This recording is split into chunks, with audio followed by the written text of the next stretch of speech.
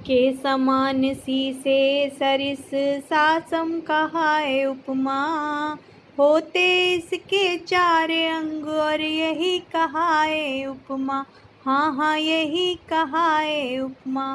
प्यारे बच्चों, अभी मैंने कुछ देर पहले आपको अर्थालंकार के भेद समझाए थे। उन सभी भेदों के लिए मैंने ये छोटी सी कविता बनाने की कोशिश की। अब आप जब व्याख्या पूरी तरह से समझ लें तो आप बार बार इस कविता को सुनें, जिससे कि आपको अर्थालंकार के समस्त भेद याद हो जाएंगे। आपको समस्त भेदों को कैसे पहचानना है उसकी ट्रिक समझ में आ जाएगी। के समान शीसे सरिस सासम कहाए उपमा, होते इसके चार अंग और यही कहाए उपमा। यही कहाए उपमा।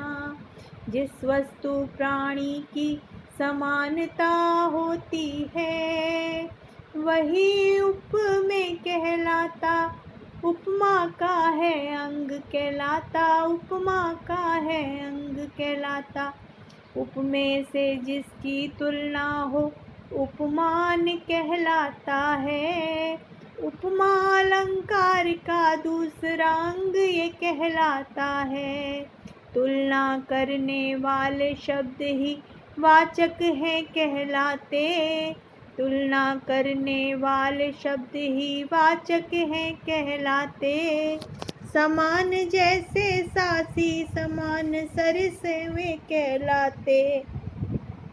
उपमेय और उपमान की समानता जो दर्शाते, वही शब्द तो हमेशा साधारण धर्म कहाते। साधारण धर्म कहाते। योजक चिन्ह रूपी हो आए और कहाए रूपक, जिसमें वाचक शब्द न हो हाँ वही कहाए रूपक। हाँ हाँ, वही कहाए रूपक। वही कहाए रूपक। मनहु जनु जानो जनऊ जो मान होत प्रेक्षा। मनहु जनु जानो जनऊ जो मान होत प्रेक्षा। यही कंठस्थ करो और मस्त हो जाओ बच्चा। मस्त हो जाओ बच्चा। जड़ पदार्थ या प्रकृति के अंग जीवन मानव की तरह काम करते। बच्चों, हम सब उनको ही मानवीकरण है कहते। मानवीकरण है कहते। बात बहुत बढ़ा चढ़ा कर कहते, अतिशयोक्ति कहलाते। बात बहुत बढ़ा चढ़ा कर कहते, अतिशयोक्ति कहलाते। इसी प्रकार अर्थालंकार के भेद हो जाते। के भेद हो जाते।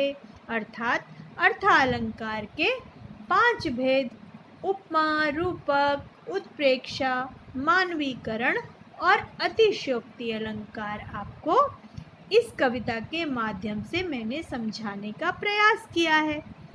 पिछले वीडियो में आपने इसकी व्याख्या भी समझी है और इस कविता के छोटे छोटे अंशों को भी जाना है।